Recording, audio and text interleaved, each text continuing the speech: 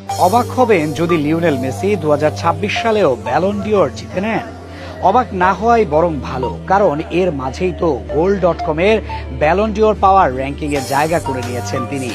ভাবুন তো, যদি নবম ব্যালন ডিওরটাও জিতে নেন আর্জেন্টাইন খুদে জাদুকর, তবে ব্যালন ডিওরের পাওয়ার র্যাঙ্কিং এ মেসি থাকলেও দুবাই ডিওর রেকর্ড 6 বার জেতা ক্রিস্টিয়ানো রোনালদো নেই এই তালিকাতেই। ব্যালন ডিওর যেন লিওনেল মেসির ব্যক্তিগত সম্পত্তি, এমন কথা বললেও খুব একটা বাড়াবাড়ি হয় না। বছরের পর বছর ধরে ফুটবল বিশ্বের সবচেয়ে মর্যাদাপূর্ণ এই ব্যক্তিগত পুরস্কারটির সঙ্গে তার নাম এমনভাবে জড়িয়ে গেছে, যা ইতিহাসে খুব কম খেলোয়াড়ের ক্ষেত্রেই দেখা গেছে। প্রশ্ন উঠতেই পারে, ইউরোপ ছাড়ার পরও কি 2026 সালে এসে তিনি ব্যালন ডিওরের পাওয়ার র্যাঙ্কিং এ জায়গা করে নিতে পারবেন? উত্তরের জন্য খুব বেশি ভাবনার দরকার পড়ে না, কারণ মেসি তো আগেই ইতিহাস গড়েছেন। ফুটবল ইতিহাসের একমাত্র খেলোয়াড় হিসেবে তিনি ইউরোপের বাইরের কোনো ক্লাবের হয়ে খেলার সময় ব্যালন ডিওর জিতেছেন।